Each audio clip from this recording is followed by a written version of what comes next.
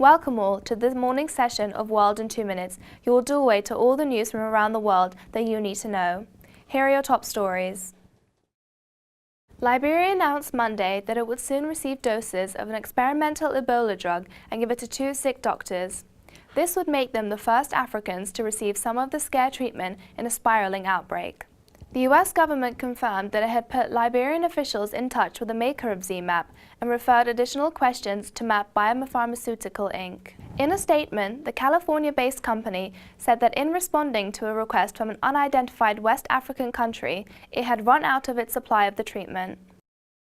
The US is delivering food, water and aid teams to try to help tens of thousands of people who have been forced from their homes in Iraq. Much of the assistance will go to thousands of members of an Iraqi religious minority group known as the Yazidis who have been trapped on a mountaintop in northwest Iraq by militants with the ISIS group. Unrest has broken out for a second night in a St. Louis suburb where a young, unarmed black man was fatally shot by police. Looting and unrest had broken out Sunday night following a candlelight vigil for 18-year-old Michael Brown, who police said was shot multiple times on Saturday.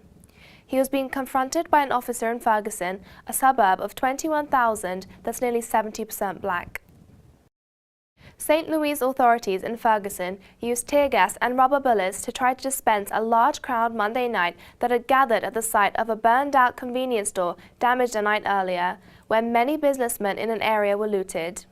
A black teenager who was fatally shot by a police officer had his hands raised when the officer approached with his weapon drawn and fired repeatedly, according to 2 men who said they witnessed the shooting that sparked 2 nights of unrest in suburban. And that's it for this hour's session of World in 2 Minutes.